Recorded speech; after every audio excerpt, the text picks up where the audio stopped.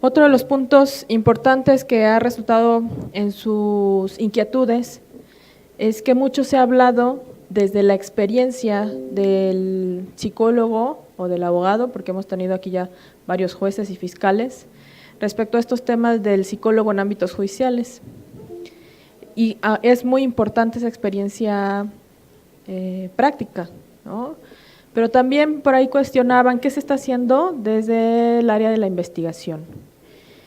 Y un día, leyendo en línea un artículo que me llamó mucho la atención respecto a si se pueden crear las falsas memorias, me di a la tarea de encontrar, ubicar a un psicólogo que afortunadamente pues es de esta facultad, entonces no fue tan difícil la pesquisa, ¿no? Aunque sí me sentí CSI, y afortunadamente está aquí, ¿no?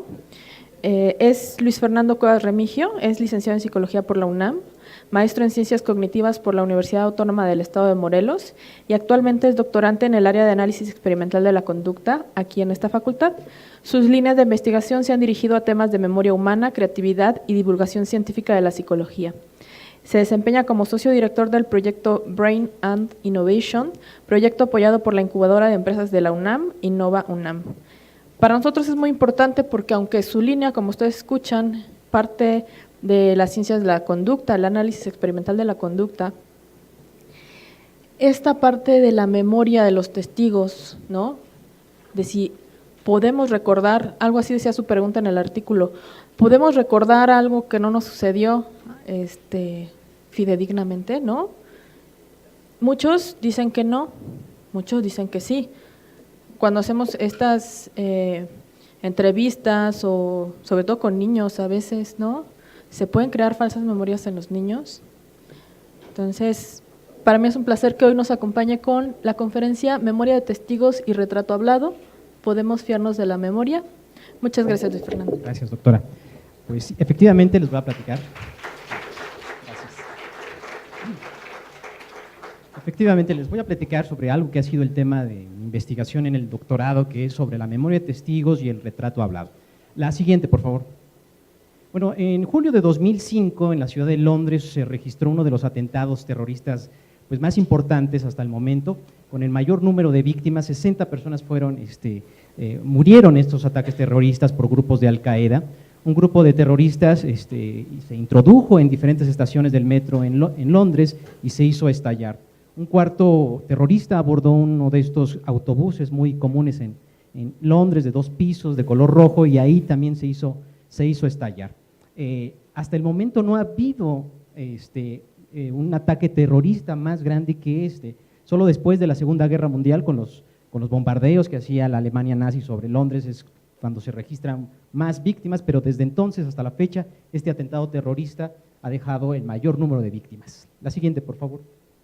Días después, los servicios de inteligencia británicos, el MI5 y Scotland Yard, ubican a un posible terrorista, ubican a esta persona, la tienen bajo vigilancia y en un momento dado esta persona se dirige al metro nuevamente, la policía cree que va a cometer otro atentado terrorista, lo persigue, llega hasta el vagón esta persona y estando dentro del vagón, los policías abaten a esta persona de 13 disparos, 7 de ellos en la cabeza.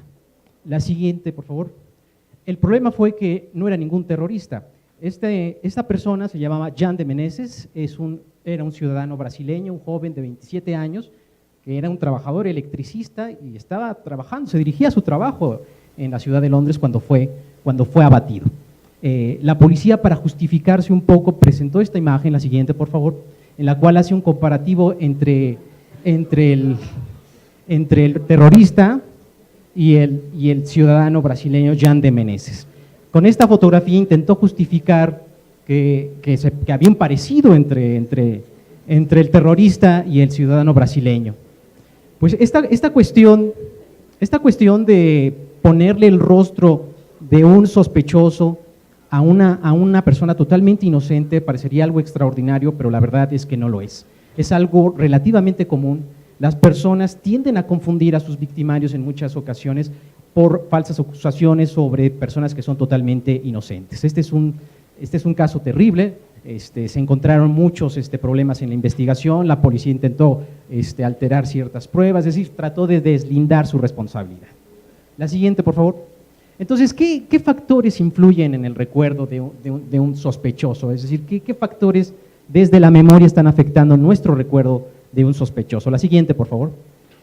Se ha hecho mucha investigación, por ejemplo, en estudios de laboratorio y con testigos reales, y lo que se encuentra abrumantemente es que los detalles que más se recuerdan de un sospechoso es en una gran cantidad, son rasgos que se pueden decir menores, como la ropa, es decir, cómo iba vestido, la apariencia en general. Sin embargo, cuando se analizan datos que pueden identificar al sospechoso, como algunos rasgos faciales o alguna característica que no sea modificable y que pueda ubicar realmente al sospechoso, por lo menos en los estudios de laboratorio, menos del 50% reportan esas características. Y con testigos reales, obtenidos de registros de la policía, la cifra es todavía mucho más dramática. Menos del 10% de los testigos pueden reportar algún caso o alguna característica particular de los sospechosos o de los victimarios. La siguiente, por favor. En uno de los estudios más grandes realizados sobre registros con testigos reales, con 431 casos de robo, 1.313 testigos y 2.299 descripciones del agresor, el porcentaje que se encontró respecto a cuáles son los rasgos fundamentales, apenas el 5% corresponden a rasgos faciales. Y de este porcentaje, de este 5%, la mayoría de los rasgos fueron incorrectos. Apenas alcanzaban, no llegaban ni al 40% para reportar algún rasgo facial que pudiera identificar a los sospechosos. Entonces, al parecer, los testigos tienden a recordar aspectos variables o fácilmente modificables de un sospechoso. Por ejemplo, la apariencia, el cabello en algunos casos, la ropa, etcétera, etcétera. Estas cuestiones que son para un sospechoso fácilmente modificables. La siguiente, por favor. Bueno, entonces, una de las características o una de las condiciones, hay una correlación entre el nivel de iluminación de una escena y el nivel de recuerdo de un sospechoso. Entre más iluminada esté la escena, va a haber mayor probabilidad de recordar a esa persona, mientras que conforme va disminuyendo la iluminación en una escena, pues el recuerdo del sospechoso también va distorsionando, va disminuyendo. La siguiente, por favor. Bien, otra variable muy importante es el nivel de exposición. A mayor tiempo de exposición con el agresor, mayor recuerdo del mismo, pero el énfasis nuevamente se hace sobre la ropa. La siguiente, por favor. La siguiente. Bueno, otra variable que se ha estudiado con bastante ahínco es la relación entre el estrés y la memoria. En los estudios de laboratorio, los que se hacen en los laboratorios de psicología, lo que se ha encontrado es que altos niveles de estrés, por ejemplo, generados a partir de la observación de un video donde hay un asalto, donde hay golpes, donde hay heridos o muertos, generan altos niveles de estrés, se mide cortisol a través de la saliva y eso es una medida del estrés que pueden determinar los investigadores. Se ha encontrado que altos niveles de estrés en estas investigaciones de memoria generan bajos niveles de recuerdo de la escena o del sospechoso. La siguiente. Sin embargo, en los estudios con testigos reales se muestra lo contrario. Altos niveles de estrés generan altos niveles de recuerdo de la escena o de lo que presenciaron los testigos. Entonces, aparentemente hay una contradicción entre lo que dice la investigación básica del laboratorio y los registros de la policía y muchas otras características que vamos a ver más adelante. La siguiente, por favor. Al parecer, esta discrepancia se explica por los diferentes intervalos utilizados en la investigación de laboratorio y la investigación policial. Por ejemplo, en los casos de la investigación de laboratorio, presentar un video con las características que les señalé, posteriormente se evalúa la memoria de esos testigos y los intervalos que se utilizan son relativamente cortos, apenas de unas cuantas horas o minutos. En el caso de la investigación policial, pues ustedes saben muy bien que pueden haber sido víctimas de algún delito y pedirles una semana después que vayan a hacer una averiguación, una entrevista, un interrogatorio, etcétera, etcétera. Entonces, los efectos del estrés con estos intervalos pues están aminorados. Entonces, esta puede ser una de las explicaciones de por qué existe esta discrepancia. La siguiente, por favor. También se ha investigado cuál es el efecto de ciertas sustancias sobre la memoria de los testigos. Y, por ejemplo, en el caso del alcohol es muy interesante. Los testigos que están bajo el influjo del alcohol tienen profundas lagunas mentales que inhiben su recuerdo, incluso cuando están posteriormente ya en un estado de sobriedad. La siguiente.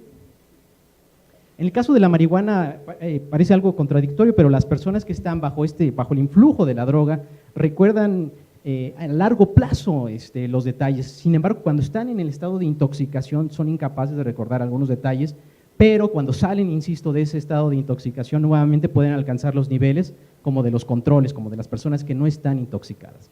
La verdad es que hay muy poca investigación al respecto en este sentido. Hay pocos voluntarios que quieran intoxicarse, entre otras cuestiones. Hace falta mucha investigación en este tema. La siguiente, por favor. Otra de las características que se ha investigado es la diferencia entre hombres y mujeres. En términos generales, no hay diferencias entre hombres y mujeres con respecto a la capacidad que tienen de recordar un evento delictivo. Algunas investigaciones indican que los hombres tienden a dar descripciones más extensas, mientras que las mujeres tienden a dar menores descripciones, pero tienden a ser un poco más exactas. Pero cuando se analiza con detalle los resultados, cuando se analizan con detalle los datos de estas investigaciones, se encuentra que en realidad no hay diferencias entre hombres y mujeres. La siguiente. La otra variable que se ha estudiado es la diferencia por edad. Los adultos, en términos generales, tienden a recordar más elementos como características del rostro o características del cuerpo, mientras que los niños tienden a enfocarse más en las características de apariencia o de indumentaria que llevaba el agresor. Este es un resultado que se ha obtenido de manera más o menos constante en la investigación. La siguiente, por favor. Sin embargo, los niños, desde luego, no son tontos. Mucho depende de la manera en que se entrevista a los niños. Este es un proyecto muy interesante que se lleva a cabo en colaboración con la Procuraduría General de aquí del DF y una organización que se llama Antenas por los Niños, en los cuales una psicóloga, la psicóloga Julia Borbolla, ha desarrollado un personaje llamado Antenas, en el cual los niños que son testigos o víctimas de algunas agresiones son introducidos en una cámara de Gesell donde hay juguetes y están en contacto con este personaje, el cual va generando rapport y los niños pueden sentirse con la libertad de expresar abiertamente cuáles son sus emociones o cuál es lo que atestiguar. Y gracias a estas metodologías se ha encontrado que los niños pueden dar mucho más detalles y hablar acerca de la experiencia que han padecido si fueron víctimas de violación o de alguna otra circunstancia. Y esto me parece interesante en el sentido de que un interrogatorio dirigido a adultos no es tan eficaz si se dirige de la misma manera a niños. La aproximación debe ser totalmente distinta. La siguiente, por favor. Otra de las variables que se ha investigado con bastante detenimiento ha sido la diferencia en memoria entre diferentes grupos de edad. Y lo que se ha encontrado es que los adultos más jóvenes tienden a recordar mucho más detalles que las personas adultas mayores. Sin embargo, la diferencia o la discrepancia entre estos resultados se podría explicar por un sesgo de la edad. Los niños tienden a recordar mejor o tienden a reconocer rostros de otros niños de mejor manera que adultos o adultos mayores, y a su vez los adultos mayores tienden a reconocer mejor rostros de adultos mayores que de jóvenes o de niños. Y esto se explica con una cuestión muy sencilla, muy fácil. Los niños constantemente están conviviendo con otros niños, ya sea en la escuela, ya sea en otras actividades, en el deporte, etcétera, etcétera, etcétera. Entonces explica cierto grado de familiaridad con grupos de edad. Por eso es que hay un sesgo en este tipo de investigaciones. La siguiente, por favor. Otra característica también muy interesante que se ha investigado en memoria de testigos es la relación, es algo que se conoce aquí como efecto de la otra raza. Y esto quiere decir que personas que pertenecen a un grupo étnico tienden a reconocer los rostros de otras personas que pertenecen a ese mismo grupo étnico. Esto se explica muy sencillamente con el hecho de que a nosotros los chinos nos parecen todos exactamente iguales, ¿no? Se ha hecho investigación, por ejemplo, preguntándole a personas caucásicas que identifiquen rostros de personas caucásicas o rostros de personas negras, y lo que se observa es que los grupos caucásicos reconocen mejor otros rostros caucásicos, mientras que los grupos afroamericanos reconocen mejor rostros afroamericanos que rostros blancos, ¿no? o caucásicos. Aquí la explicación, al principio se consideraba que era una cuestión racial o étnica, pero en realidad tiene que ver más con una exposición. Se ha encontrado que personas occidentales que van a vivir a Asia durante mucho tiempo, algunos de estos países asiáticos tienen la capacidad posteriormente de diferenciar entre diferentes personas de diferentes países asiáticos, entre coreanos, japoneses, chinos. Entonces, más que una cuestión racial, se debe a un grado de aprendizaje y de exposición a ese otro grupo racial o a ese otro grupo étnico. La siguiente, por favor. Bueno, otra característica también muy interesante y que tiene que ver con el retrato hablado, es que describir un rostro, describir el rostro de un sospechoso, por ejemplo, puede alterar o puede modificar, puede disminuir la capacidad de las personas para reconocerlo posteriormente, algo que en la literatura se conoce como efecto de ensombrecimiento verbal. En los experimentos comúnmente lo que se hace es mostrarle a un grupo de personas un rostro durante 1 minuto, por ejemplo, y posteriormente se les pide que den una descripción detallada de ese rostro que observaron. Posteriormente se les muestran otros rostros, además del rostro que observaron, y se le pide que lo identifiquen, como por ejemplo en esta situación. El problema con estas cuestiones es que las personas a las cuales se les pidió una descripción detallada tienden a tener menores niveles de reconocimiento comparados con personas a las cuales no se les pidió ninguna descripción. Entonces esto es interesante en el sentido de que un retrato hablado no se hace de otra manera más que pidiéndole a una persona que haga una descripción del sospechoso. Pero lo paradójico o el problema es que al pedirle que haga una descripción se está alterando ciertos datos o cierta información en su memoria que está modificando la percepción o la imagen mental que tiene el individuo del sospechoso. La siguiente, por favor.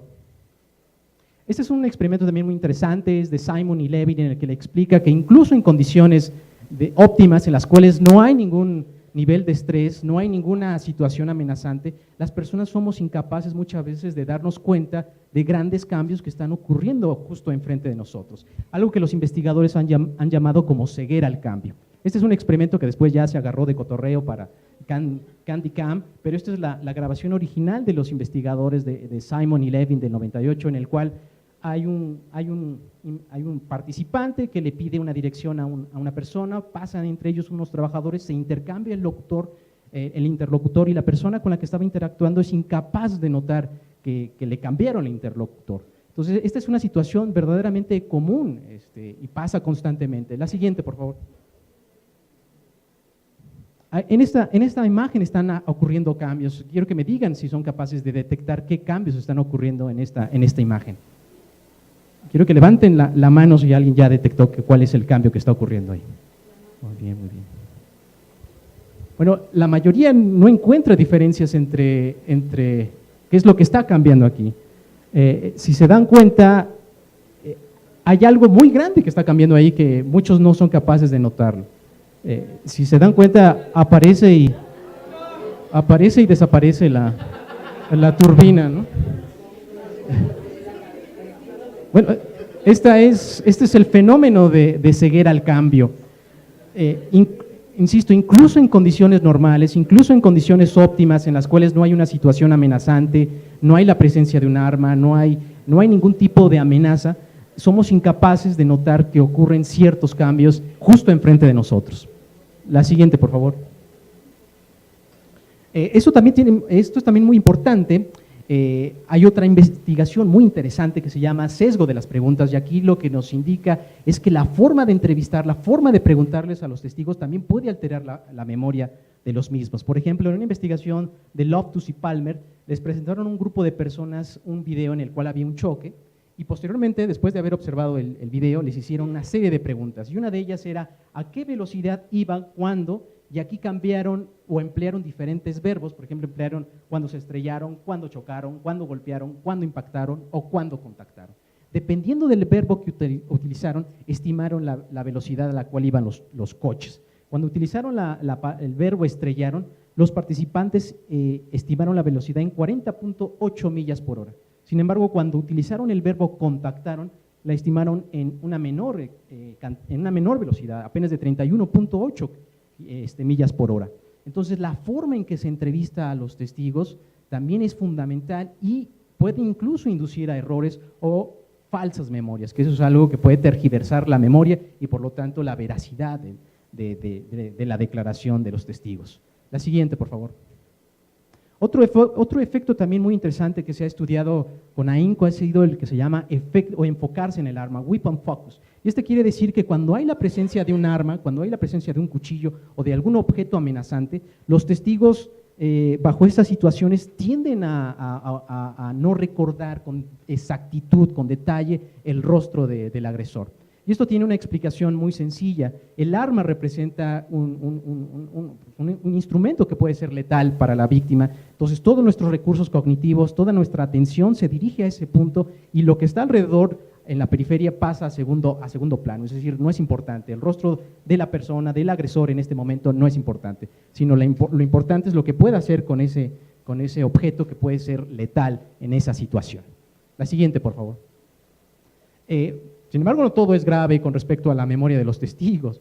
Se ha investigado algo muy interesante y es que los testigos tienen la capacidad de incrementar el nivel de recuerdo o los detalles de un evento delictivo que hayan presenciado. Por ejemplo, en esta investigación se presenta a un grupo de participantes un video de un evento delictivo, se entrevista a los 7 minutos, a los 14 minutos, a los 21 minutos o 48 horas después, y lo que se encuentra es que los testigos pueden aún seguir recordando detalles, y lo más interesante de este tipo de investigaciones es que no incrementan de manera significativa las falsas memorias o las memorias inexactas o los errores. Entonces, la pregunta que surge aquí es útil entrevistar o es suficiente entrevistar una sola vez a los testigos? Y este tipo de investigaciones lo que señalan es que no, que los testigos pueden seguir recordando más detalles después de una o dos entrevistas que se realicen. La siguiente, por favor. Y esto también ha llevado a algo muy interesante, que es un desarrollo que se ha generado dentro de la psicología en la investigación básica sobre memoria humana, que es la entrevista cognitiva. La entrevista cognitiva ha sido una metodología que se ha empleado sabiendo o recopilando toda la información sobre memoria para entrevistar a testigos. Y la efectividad de esta entrevista ha demostrado ser muy grande. Hay 4 etapas de la entrevista cognitiva. La primera estrategia se llama reconstrucción mental del contexto y en esta reconstrucción se le pide a los testigos que mentalmente recreen la escena donde ocurrieron los eventos, se le pide que trate de recordar cuáles eran los sonidos que había, cuál era el olor que había, qué aromas había, etcétera, etcétera, cuál era la temperatura, etcétera. Es decir, se trata que mentalmente recree nuevamente la escena en donde ocurrieron esos eventos. La otra cuestión, o la otra estrategia se llama reporte total. Aquí se le pide que no se inhiba, que aunque recuerde detalles que aparentemente son sin importancia, que de todos modos los diga. Por ejemplo, si puede recordar el color de los calcetines que llevaba el agresor, eso puede ser un dato importante. Si recuerda la marca de los tenis que llevaba, eso también puede ser muy importante. Aquí se le pide que reporte todo lo que pueda. La otra es diferentes perspectivas, y aquí se le pide al testigo que intente recordar el evento desde diferentes perspectivas, incluso que se ponga en los zapatos mentalmente del agresor y que desde la perspectiva del agresor trate de ver qué acciones o qué lugares, qué personas vería desde esa perspectiva o desde la perspectiva de otros testigos. Y finalmente la última se llama diferentes órdenes temporales, y aquí al testigo se le pide que narre los hechos como comúnmente se haría del principio a fin, o del final hacia el principio, o en un punto específico en el tiempo, y que ahí se mueva y se desplace hacia atrás o hacia adelante en su narración. Estas estrategias han demostrado ser efectivas para la recopilación de mayor información por parte de los testigos. La siguiente, por favor. La siguiente. Bien. También lo que se ha visto, por ejemplo, es que repetir las entrevistas cognitivas también ha sido útil para mejorar la memoria de los testigos, incluso con periodos muy largos con respecto a la primera entrevista a los 7 días y la segunda entrevista 9 días después. Incluso en esas situaciones todavía de largos intervalos, las personas pueden seguir recuperando información. Y lo más interesante es que no hay un aumento significativo en el número de errores que estos testigos pueden reportar. Hay un aumento, pero no es significativo, más o menos permanece constante. Entonces, estos investigadores hacen una pregunta que es muy interesante. ¿Son 2 entrevistas mejores que una? Y la verdad, lo que señala mucha investigación es que es necesario entrevistar no solamente una vez a los testigos, sino varias veces, porque pueden mejorar su nivel de recuerdo. La siguiente, por favor. Y ahora con respecto al retrato hablado, que sería, digamos, la parte aplicada de toda esta investigación sobre memoria humana, o una de las partes que se quiere aplicar y la cual yo he estado trabajando hace algún par de años. Bueno, el retrato hablado tiene sus orígenes a finales del siglo XIX con un investigador francés, un policía francés llamado Bertillon, si mal no recuerdo, que fue el primero en introducir estas medidas antropométricas para identificar a criminales, fue el primero en sugerir que se utilizaran huellas digitales para identificar precisamente a criminales y hacer estas fichas que eran fotografías de frente y de perfil. Y pues aquí está uno que seguramente sí conocen, que es ¿quién es? ¿No es Freud? ¿Quién es? Es Galton, exacto. Eran Bertillon y Galton, Francis Galton, eran cuates, ¿no? eran amigos, ¿no? La siguiente, por favor. Entonces, a finales del siglo, de la década de los 50, se introduce un sistema que ya no requería un artista, que se llama Identikit, el cual eran una serie de dibujos de rasgos faciales montados en una serie como de acetatos que se podían superponer. El testigo podía, junto con el operador de este sistema, podía ir seleccionando cuáles eran los rasgos más pues que le representaban al testigo, que podía recordar, y se iban formando poco a poco el retrato hablado. La siguiente. Para la década de los 70 aparece otra versión llamada PhotoFit, y esta, en vez de ser dibujos, son fotografías, y las fotografías ya dan un realce a la imagen o al retrato hablado que se puede realizar. La siguiente.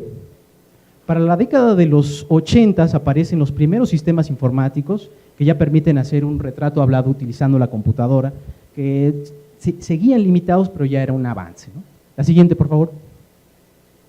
Ya para la década de los 90 aparece un software que se llama software de cuarta generación, que son principalmente estos, eFit, EvoFit y ProFit, y en los cuales ni siquiera las personas necesitan hacer una descripción detallada para evitar precisamente el ensombrecimiento verbal.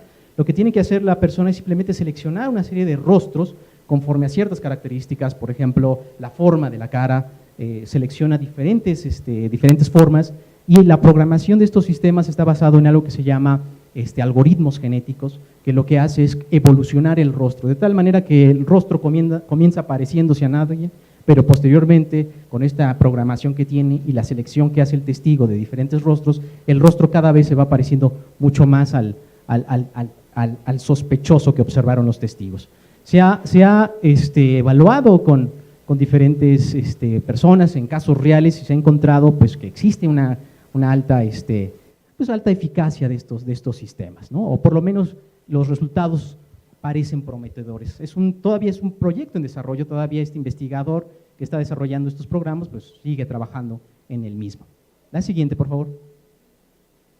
Sin embargo, el retrato hablado no es la panacea, ni mucho menos. Tiene un bajo, en realidad las investigaciones de laboratorio que se han hecho sobre el retrato hablado indican que tiene un bajo nivel de reconocimiento. Los sistemas artísticos y los sistemas mecánicos apenas tienen entre un 10 y un 15% de reconocimiento, mientras que los sistemas informáticos apenas alcanzan entre el 20 y el 25% de reconocimiento correcto. Es decir, la capacidad para reconocer a una persona a partir de estos sistemas pues ronda estos porcentajes, ni siquiera llega al 30%, son verdaderamente niveles muy bajos. La siguiente, por favor. Sin embargo, para intentar mejorar un poco el retrato hablado, se han hecho una serie de investigaciones con variables psicológicas muy interesantes. Por ejemplo, en esta investigación a un grupo de participantes se les muestra esta fotografía y un grupo de participantes pasa por una entrevista cognitiva para posteriormente realizar un retrato hablado, mientras que otro grupo de participantes pasa por la misma entrevista, pero además pasa una etapa en la cual le piden que mentalmente recuerde el rostro que observó y que haga una serie de inferencias sobre qué tan inteligente le pareció el rostro que había observado, qué tan amable le pareció, qué tan atractivo, qué tan dominante, etcétera, etcétera, etcétera. Y lo que se muestra en la investigación o los resultados que encontraron fue que hacer este tipo de inferencias de personalidad mejoraba o incrementaba el nivel de reconocimiento del retrato hablado. Incluso el retrato hablado tiende a parecerse mucho más al target face o a la fotografía que observaron que aquellos que solamente pasaron por la entrevista cognitiva. La siguiente, por favor. Otra de las características, otros de los procedimientos que se han utilizado para mejorar, para incrementar el nivel de reconocimiento de un retrato hablado, ha sido el promedio de retratos. En una serie de investigaciones, por ejemplo, se le muestra un target face, un rostro a un grupo de 4 testigos y se les pide que hagan una serie de retratos hablados cada uno de ellos.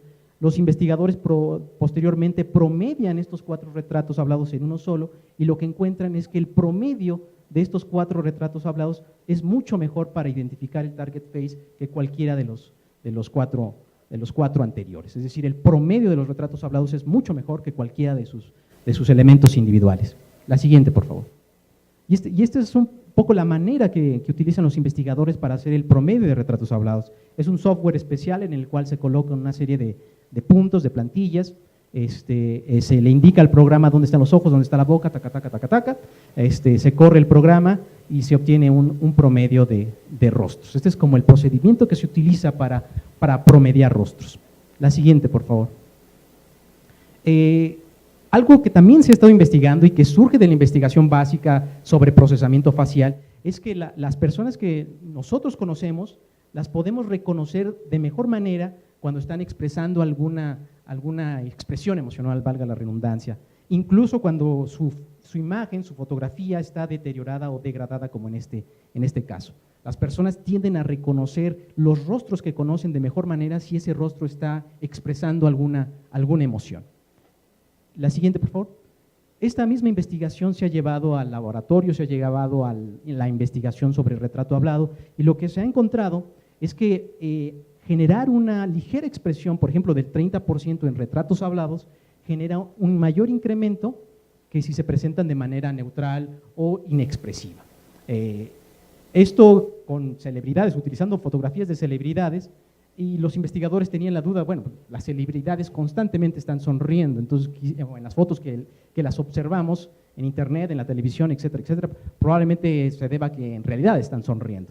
La siguiente, entonces, otra parte de la investigación, otro procedimiento que utilizaron los investigadores aquí fue probarlo con profesores de su propia facultad y lo que encontraron es que aquellos rostros nuevamente, que no eran celebridades, que eran profesores, a los cuales se les ponía una pequeña sonrisa al 30%, las personas que conocían esos rostros podían reconocerlos todavía mucho mejor que aquellos retratos hablados que tenían una expresión neutral. La siguiente, por favor. Algo que también se ha estado desarrollando de manera muy interesante en México es un sistema que se llama el sistema Caramex, el rostro del mexicano, que ha sido una colaboración entre el Instituto de Investigaciones Antropológicas y la Procuraduría General de Justicia.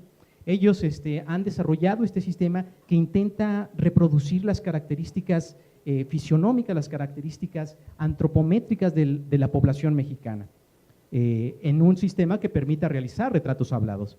La siguiente, por favor. Una de las características de nuestro país, lo que lo hace muy interesante y muy divertido, es que somos un país culturalmente hablando muy rico, donde nuestra diversidad es extraordinaria. Incluso, y eso se manifiesta también en aspectos, aspectos faciales o en la forma o en la finogenética que nosotros tenemos de los rostros del mexicano. Por ejemplo, la población del sur no es, facialmente hablando, no es exactamente igual a la población que está en el norte del país. En las regiones del sur están más acentuados los rasgos indígenas, mientras que en la población del norte están más acentuados los rasgos europeos. Ay, ya casi me caigo aquí. Mientras que en la región del centro están más acentuados los rasgos, la mezcla, ¿no? Los rasgos mestizos, ¿no? Entonces esta variable hace interesante al país, lo hace rico, lo hace divertido, porque además todo esto se mete en la licuadora y se mezcla, ¿no? Entonces, eso lo hace fascinante, pero al mismo tiempo lo hace difícil para determinar, bueno, cuál es el rostro promedio, o existe un rostro promedio del mexicano. La siguiente, por favor. Lo que hicieron el Instituto de Investigaciones Antropológicas de la UNAM, junto con la Procuraduría, fue, por ejemplo, fotografiar a diferentes personas de diferentes regiones del país. Se fotografiaron a 2.890 personas, intentaba hacer una muestra representativa de diferentes etnias, de diferentes grupos del país. se fotografió de frente y de perfil, se digitalizaron esas imágenes y se comenzaron a tomar una serie de medidas antropométricas, todo con el objetivo de que se generara una base de datos de los rostros, de los rasgos más comunes de la población mexicana que pudieran ser utilizados en un sistema de retrato hablado. La siguiente, por favor.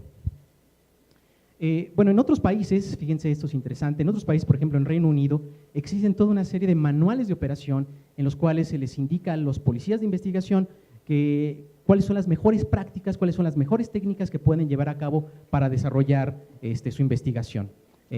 Aquí, por ejemplo, estos manuales de operación que utiliza el Ministerio de Justicia en Reino Unido les dicen claramente a los policías de investigación cuáles son las mejores estrategias que deben utilizar para mejorar sus prácticas de investigación. Y mucha de esta investigación está basada en investigación psicológica que se hace. Por ejemplo, en esta guía de identificación facial se recomienda la utilización de la entrevista cognitiva cuando tengan que realizar un retrato hablado. La siguiente. En México, bueno, en México. En México existen manuales similares, pero para tener acceso a estos manuales, lo que hicimos en mi laboratorio fue hacer una solicitud de este manual de operación. Fue muy difícil, hicimos 2 solicitudes, una a la PGR y otra a la PGJ. Este es a través de los institutos de acceso a la información pública, esta es la petición que hicimos a la PGJ y a la PGR, y fue por medio de la presente, requiero hacer una solicitud de información sobre los procedimientos metodológicos que emplea la Procuraduría General de la República para la obtención de retratos hablados de sospechosos. Requiere todo lo relacionado con los protocolos de actuación, manuales de operación o normas diseñadas para la elaboración de esta técnica pericial, además de las especificaciones técnicas de los sistemas informáticos, softwares o cualquier otro dispositivo empleado para su elaboración, así como también el perfil profesional, técnico o empírico del personal requerido por la PGR para la elaboración de los retratos hablados. Uno tiene que ser así tan específico, porque si dejas flotando algo, por ahí te dicen, no, pues nada más pidió esto, ¿no? La cuestión es que la respuesta de la PGR fue la Coordinación General de Servicios Periciales, el cual no está sujeto al servicio y consulta de los particulares, y además lo reservaron por 6 años, ¿no? Es decir, dentro de 6 años, ya cuando no esté haciendo el doctorado, yo espero, ya voy a poder obtener esa información. En el caso de la PGJ no hubo problema, me entregaron este manual, me dijeron que está el manual específico de operación de servicios periciales de la especialidad de retrato hablado. Y uno cuando lo revisa espera que sea tan efectivo como el que hacen en Reino Unido, por ejemplo, que también esté basado en evidencia, en buenas prácticas, y la verdad es que no, es más un manual administrativo que le dice al perito dónde tiene que ir, quién es su jefe inmediato, cuáles son los horarios de su trabajo, qué lápiz tiene que usar, etcétera, etcétera, etcétera. Es decir, es un manual más operativo que un manual que esté basado en buenas prácticas, que esté basado en evidencia científica, etcétera, etcétera, etcétera. Entonces, básicamente, la comunicación que he tenido con peritos de la Procuraduría es que no existen manuales como tales, como los que se elaboran en otros países, en Reino Unido, por ejemplo, y cada perito, pues ahora sí que a su pericia, elabora los retratos hablados, ¿no? La siguiente, por favor. Cuando estaba realizando los experimentos y estaba evaluando diferentes sistemas, uno de ellos fue EvoFit, el que les platiqué anteriormente, pero el EvoFit tiene un problema, que los rostros o los outputs, los resultados de los rostros que se generan pertenecen a rasgos de personas caucásicas, ¿no? de personas o rasgos europeos, ¿no? Y eso obviamente para la población mexicana no sirve, ¿no? La que sigue, por favor. En uno de las investigaciones que he estado, uno de los experimentos que he estado llevando a cabo, le he pedido a diferentes personas de aquí de la facultad, a lo mejor ustedes ubican algunos de ellos, aquí son trabajadores de la facultad, y les pedí que se dejaran fotografiar, y estas fotos se las mostré a otros estudiantes de otra facultad durante 1 minuto, con el objetivo de que realizaran un retrato hablado utilizando el sistema Caramex. A través de la facultad hicimos un acuerdo de colaboración con el Instituto de Investigaciones Antropológicas, el cual nos dio acceso al sistema, porque es un sistema que no cualquiera puede tener acceso, sino previo un acuerdo de colaboración y con el único fin de que se va a hacer solamente investigación. Y esto es importante porque el sistema Caramex se ve muy bonito, se ve muy interesante, pero no tiene ninguna validez psicológica, ¿no? Simplemente se hicieron toda esta gran investigación, de esta gran recopilación de diferentes fotografías de diferentes personas de diferentes regiones y inmediatamente se mandó a la Procuraduría. Pero no ha habido, hasta el momento, y es uno de los objetivos que pretende mi doctorado, es dar una validación de si ese sistema realmente funciona desde una perspectiva psicológica, desde la memoria de los testigos. Entonces, estos rostros fueron presentados a otro grupo de personas que no conocían a estas personas y se les pidió que elaboraran un retrato hablado. La siguiente, por favor. Y este es un poco de los resultados. Se muestra, por ejemplo, se muestra una semana, primero se muestra la fotografía y una semana después se muestra la fotografía durante 1 minuto y una semana después de haber observado se realiza el primer retrato hablado, 2 semanas después de haber observado el retrato se muestra se elabora el segundo retrato hablado y yo genero el promedio de estos 2 retratos hablados. Entonces todavía hasta el momento estamos trabajando en la elaboración de los retratos hablados, nos lleva tiempo, porque una de las variables es el tiempo, hasta qué momento comienza ya no aparecer o comienza ya no tener parecido o de plano ya no recuerda nada, que es una otra de las variables que estamos manejando. Entonces los datos que tenemos parecen prometedores, seguimos trabajando en ese caso. Y otra de las cuestiones que nos parecen importantes es que con el nuevo sistema penal acusatorio que se está introduciendo en México, una de las características de este nuevo sistema penal es que alude a que la obtención de pruebas o de pruebas que ayuden a mejorar una investigación sean obtenidas de manera científica. Se hace mucho hincapié en que esto se haga de mejor manera, se haga basado en evidencia. Y creemos que este tipo de investigaciones y todas las que se pueden realizar en esta área de memoria de testigos pueden mejorar esos procedimientos que se realizan a nivel institucional. La siguiente, por favor. Y bueno, pues eso es todo. Muchas gracias.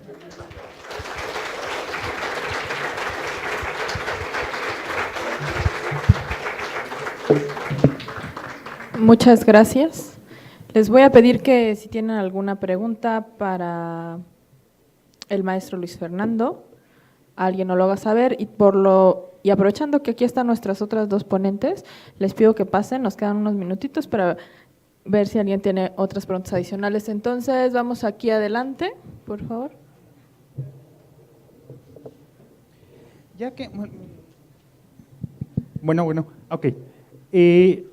Ya que trabajas como psicólogo, ¿cómo te explicas tú precisamente que pasaron semanas o meses con el retrato de la Mataviejitas, o más bien el retrato hablado, y lo pusieron en la televisión, incluso se busca esta persona, y sus vecinos nunca le identificaron siendo que estaba en el Estado de México?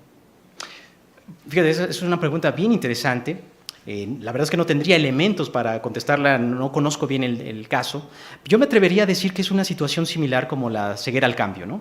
Uno está tan acostumbrado a ver a su vecino todos los días, además la conducta de la persona era totalmente desapercibida, ¿no? Pasaba como una persona más, ¿no? Con sus vecinos, ¿no? Uno no piensa que sus vecinos sean realmente asesinos seriales o cualquier otro tipo de características, ¿no? Ese es el problema, hay cierta cotidianidad que se hace en los elementos cotidianos que pasan para nosotros desapercibidos, como el hecho de de la ceguera al cambio, ¿no? Uno dice, y además está tan acostumbrado a escuchar noticias y de mataron a fulanito, que ese tipo de acontecimientos les parece a uno así ajeno. Ocurre allá en Guerrero, en Sinaloa, ¿no? Pero aquí en mi calle, junto a mi casa, ese tipo de cuestiones no pasan, ¿no? Entonces yo pensaría que es un poco de eso, esa cuestión, ¿no? Ocurren tan indiferente hacia nosotros que parece que pasan desapercibidos, ¿no? Ok, no ocurre aquí, ocurre allá. Exacto. Muchas gracias, Luis. Al contrario. Carlos Gerardo. Gracias, muchos. Hola, muy buenas tardes, doctor. Mi pregunta es sobre el caso del justiciero anónimo. No sé si es el título. Bueno, él habla de que les preguntaron a los testigos Ujú. y cada uno lo describía de manera diferente, que alto, blanco, Sí, sí, sí. chaparro. ¿A qué se deberá a esas discrepancias en el testigo de todas estas personas? Pues yo ahí tengo tal vez mi propio prejuicio, ¿no? Y otra cuestión. La cuestión es que cuando se habla de un justiciero bajo una situación como la que vive el Estado de México, por ejemplo, con constantes asaltos, uno hasta se siente reivindicado que haya un justiciero, ¿no? En el sentido, pues hasta que alguien se atrevió a enfrentar a los delincuentes, por decir cualquier cuestión, ¿no? Entonces, cuando uno le pide la identificación de esa persona, uno siente hasta cierto punto solidaridad con él y dice, pues sí, era rubio, alto, parecía Thor, tenía un martillo, ¿no? Lo que sea, ¿no? Es decir, uno tiende a dar, posiblemente esa puede ser mi interpretación, uno puede ser, ahorita te doy cuál es la interpretación científica, uno puede desviar, digamos, la declaración para que precisamente no afectara a esa persona que en esa situación te pudo haber ayudado, ¿no? La otra cuestión es que la memoria de los testigos es muy relativa, ¿no? En el sentido de que hay muchas variables, el estrés, la presencia de un arma, la oscuridad, que producen alteraciones en el recuerdo de una persona. Lo que hemos visto, por ejemplo, en Retrato Hablado es que no es lo mismo observar un rostro de perfil, que deteriora mucho el recuerdo, el reconocimiento de una persona, que observarlo de frente. Y no es lo mismo observarlo estático que el movimiento, ¿no? Hay muchas variables, que el tiempo también, ¿no? O sea, no es lo mismo verlo así 2-3 segundos que estarlo viendo durante 1 minuto o 2, ¿no? O sea, hay muchas variables que están implicadas en la misma acción del delito que inhiben el recuerdo, ¿no? Gracias. Buenas tardes. Mi pregunta es para... ¿Usted entonces recomendaría la presencia de estos testigos para apoyar algún caso o se descartaría? ¿La presencia dónde? Perdóname. En los juicios. Ay, yo no soy abogado, la verdad, ni quiero, ¿no? No, bueno, creo que esa pregunta la podría contestar de mejor manera las personas que están aquí de derecho, pero desde mi óptica yo diría, pues, claro, ¿no? Es importante el testimonio, de hecho es parte del procedimiento, si mal no tengo entendido, que se deben citar a los testigos. Yo lo que recomendaría en ese sentido es que no solamente se entreviste una vez, sino que se entrevisten en repetidas ocasiones, que es lo que ha demostrado que puede tener beneficios. Ahora, hay una gran distancia, y eso es lo que también pues me causa así como preocupación, que hay una gran distancia entre la investigación que se hace, por ejemplo, básica, no quiero ponerme como ejemplo, con respecto a la investigación que se hace ya en campo, ¿no? Pericialmente, ¿no? Entonces, que esa distancia es prudente, ¿no? No podemos llevar los resultados directamente que se obtienen del laboratorio a casos reales, ¿no? Tiene que haber todo un proceso de validación gradual que nos permita confirmar que los resultados que estamos obteniendo en el laboratorio con una situación totalmente artificial se pueda repetir en un contexto real, ¿no? de testigos reales, ¿no? Ok, gracias. Acá una pregunta. Bueno, buenas tardes. Mi pregunta es para la doctora Lilia. De antemano, agradecerle también de la difusión de esta información, tanto en este momento como en las redes sociales, para poner más en contexto sobre todos estos temas, pero mi pregunta era relacionada a lo que comentó de hacer un buen equipo con los psicólogos que estuvieran capacitados en todos estos conocimientos, y mi pregunta era que si ayudaría más que estos psicólogos estuvieran también formados en el área de neurociencias, o qué opinaría sobre la formación de los conocimientos en esta área para el apoyo en los procesos judiciales. Bueno, está interesante tu pregunta, nada más que habría que considerar específicamente una pericial en qué. Porque hablar de una pericial en psicología o hablar de una pericial en psiquiatría es muy, muy amplio, ¿sí? Hay, por ejemplo, psiquiatras que se especializan más en victimarios, otros que son más en víctimas. Ahora, específicamente, ¿qué se busca en la pericial? Si hablamos en la condición psicológica, tal vez se busque, por ejemplo, que me determines el grado de inteligencia que tiene una persona. ¿Ahí quién sería el más adecuado? El psicólogo. Ajá. Si hablamos de deterioro cognitivo, de medir un deterioro cognitivo, ¿quién sería el más adecuado? ¿Psicólogo también? Un psicólogo especializado. Entonces, dependiendo qué es lo que estemos buscando, Es también el enfoque que hay que dar. No podemos ser todólogos, ¿sí? Podemos tener, sí, un psicólogo que se especialice en neurociencias. Puede ser excelente en neurociencias, pero puede ser que no sepa valorar la parte de criminología, es decir, el contexto criminógeno, tal vez no te lo valore bien. No podemos ser todólogos. No es de que ahorita me voy a hacer una especialidad en neurociencias y voy a hacer esto y esto y esto y esto, se te va la vida estudiando. Sí es bueno estudiar, sí, pero también focaliza en qué quisieras tú o en ustedes, en qué quisieras ser bueno o para qué tienes finalidad o para qué eres bueno, es decir, que se te facilita y en eso especialízate. Ya si tienes tiempo en estudiar algo más, estúdialo, pero finalmente especializarse. Le agradezco. ¿Puedo hacer una acotación? Que este tema es muy interesante porque es un tema que ahorita está cobrando mucha vigencia en el ámbito de la investigación en psicología, que es el neurolaw o las neurociencias jurídicas. De alguna manera, todo este repertorio de investigaciones y de justamente toda esta evidencia empírica y teórica que hay sobre la efectividad de las neurociencias aplicada al derecho, que hablábamos en un principio, ¿no? La psicología del derecho, la psicología para el derecho. Entonces, si bien dentro del equipo pericial, concuerdo con la doctora Lilia, hay que reconocer cuáles son las limitaciones, cuáles son los objetivos de esa pericia, pues de todas formas el neurolaw, el neuroderecho, toda esta nueva corriente de las neurociencias aplicadas al ámbito jurídico es un fuerte de investigación que ahora está tomando mucha vigencia y que realmente, de hecho hace poco la UNAM abrió su licenciatura en neurociencias, entonces eso ya da cuenta o va como en respuesta a las solicitudes del medio y al contexto que lo está solicitando, ¿no? Ok, gracias, Libertad y doctora. Fernando, ¿alguna pregunta más de parte de nuestros asistentes? No sean tímidos, allá, por favor. Una aquí adelante y la segunda ahí atrás. Alza bien tu mano para que te ubiquen las... Gracias.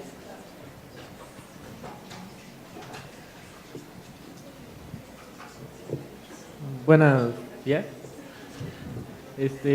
Más que nada la pregunta, perdón, se me olvidó su nombre del doctor. Luis Fernando. Bueno, esta pregunta va enfocada para usted.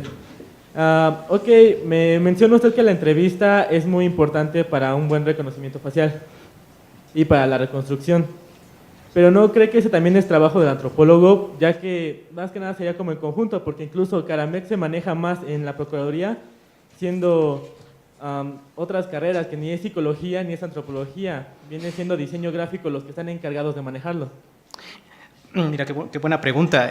He tenido contacto con peritos de la Procuraduría que se especializan en el retrato hablado y yo no tendería, como tú dices, tal vez a, no sé cómo decirlo, a discriminarlos, ¿no? Es decir, no son psicólogos, no saben de memoria, no saben de estas cuestiones que platiqué. Pero la verdad es que te sientas con ellos a platicar, ves su trabajo y el inhibido eres tú, ¿no?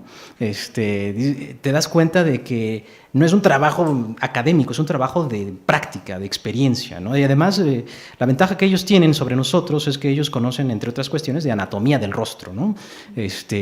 Son artistas, ¿no? Entonces han llevado anatomía, han llevado otro tipo de especialidades que nosotros no tomamos en cuenta, cánones, por ejemplo, de dibujo, es decir, cuál es la distribución más correcta de los diferentes rasgos del rostro, ¿no? Entonces, en ese sentido, pues más que no fuera una competencia nuestra, yo creo que lo que ellos desarrollan, lo desarrollan a partir de la experiencia, lo hacen muy bien, y creo que podríamos agregar un poco, ¿no? Nosotros.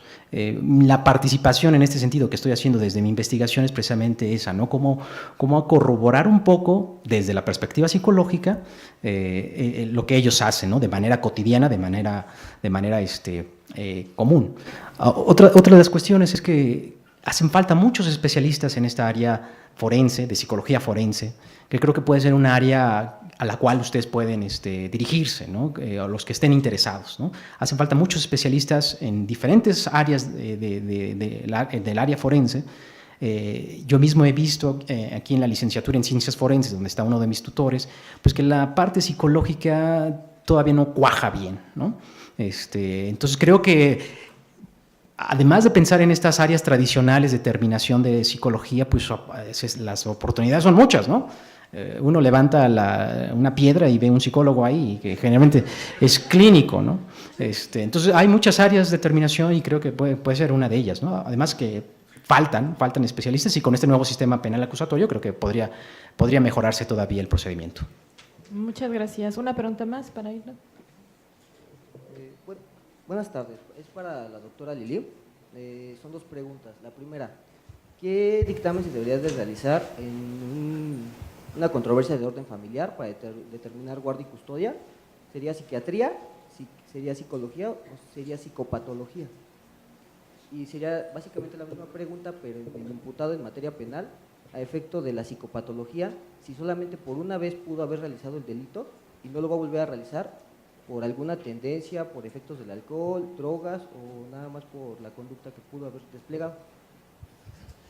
Primero hay que entender qué es psicopatología. Psicopatología de forma fácil lo entendemos como enfermedad. Vamos a dejarlo así. No sé de dónde sacaste el concepto, de dónde lo escuchaste. ¿Estudias Derecho? ¿De dónde lo escuchaste?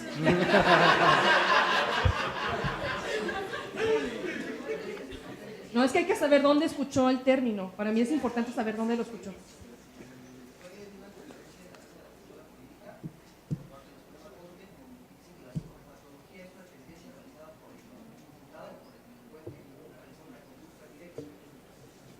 No, vamos a dejarlo como que psicopatología es una enfermedad. Vamos a dejarlo así. ¿Okay? Ahora, lo de controversia de guardia y custodia, aquí en México quienes participan en primera instancia son peritos en psicología. Vienen los peritos en psicología, valoran a papá, valoran a mamá. Esto de valorar a los progenitores no quiere decir que el perito diga con quién se van a quedar los niños. El perito no dice. El perito valora a ambas partes y dice, encontré características de personalidad en ella, encontré características de personalidad en él, y no solamente es de personalidad, es también ubicar si es que hubiera algún trastorno o enfermedad mental, y también determinar quién tiene la disposición para tener la guardia y la custodia. No es solamente lo tengo y ya, sino quién puede tener la capacidad de otorgar tiempo, cuidados, protección y la disposición para tener a los menores de edad. En primera instancia lo realiza psicología. Si no queda claro, se va a la pericial en psiquiatría. Si ponemos en una balanza a quiénes son más frecuentes, es decir, ¿qué hay más? Psicología, peritos en psicología están aquí y peritos en psiquiatría están hasta acá. Tienes sí peritos oficiales en psiquiatría, pero son pocos. Aquí en la Ciudad de México son 12. Tienes 12 personas trabajando en cuestión de psiquiatría forense, son 12. ¿Y cuántos peritos en psicología tienes? Son más. Y están sobrecargados de trabajo. ¿Okay? Eso es en la parte de guardias y custodias. Ahora, si nos vamos al ámbito penal, para valorar esto de qué probabilidad hay que la persona vuelva a reincidir en la conducta, tienes que valorar muchas cosas. Uno, si es primo delincuente, es decir, la primera vez que cae en un reclusorio, si es reincidente, si es la segunda, si es un delincuente habitual, es más de la tercera o más. ¿Okay? Ahora, ¿qué antecedentes tiene? ¿De dónde viene? Contexto criminológico. Tienes que valorar el delito por sí mismo. Es decir, si es un delito de alto impacto en cuestión de violencia, la probabilidad de la reincidencia de la conducta violenta por sí misma es mayor. Y a lo que voy es, para poder determinar el riesgo de que posiblemente esta persona vuelva a reincidir, tengo que valorar todo. No es nada más que me digas que la persona qué enfermedad mental tenga, no, es dime qué trastornos de personalidad o rasgos de personalidad tiene, tal vez qué enfermedad mental tenga, dime si es primo delincuente, reincidente o habitual, dime por qué otros delitos estuvo, dime cuál fue los antecedentes en otros reclusorios o aquí mismo, su conducta penitenciaria, cómo estuvo. Es decir, tengo que valorar todo para poder dar una resolución o dar una conclusión. Sí, para un poco responderte también desde de la psicología, me encanta que la doctora Lilia y yo vamos por la misma onda y que como justamente pretendemos transmitir la psiquiatría y la psicología no van por aparte, van conjuntas, lo ideal es que siempre sea interdisciplinar. Pero para responderte un poco, sobre todo en el ámbito de la psicología forense aplicada al derecho civil, existen en psicología muchísimos protocolos establecidos y metodologías establecidas para evaluar guarda, custodia y patria potestad. Es decir, hay un avance en términos de protocolos y de formas de evaluarlo bastante riguroso, que data desde hace mucho tiempo, que en muchas ocasiones no está, digamos, estandarizado o aplicado para el contexto mexicano, pero que en principio sí se pueden utilizar diversidad de protocolos que permitan al psicólogo reconocer estos principios de guarda y custodia. Respecto a lo de psicopatología forense, yo lo entiendo más como un eje transversal en términos de reconocer cómo esas entidades clínicas, cómo esas enfermedades tienen repercusiones a nivel forense o en el contexto de la administración de justicia, en el contexto forense. Es decir, yo lo entiendo más como un eje transversal que se tendría que tener en cuenta cuando estamos hablando, por ejemplo, de reconocer temas de inimputabilidad, temas de alteraciones mentales y otro tipo de condiciones.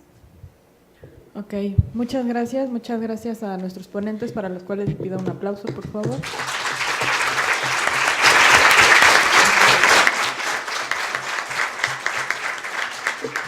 Como lo habíamos anunciado la vez pasada, nos acompaña un representante de Librería Vesalius con algunos títulos que pueden ser de su interés. Está aquí afuera una mesita con libros. Van a venir igualmente a nuestro último día del ciclo, que es, no lo olviden, jueves 25 de mayo. Aquí nos vemos 9:30 de la mañana para el registro.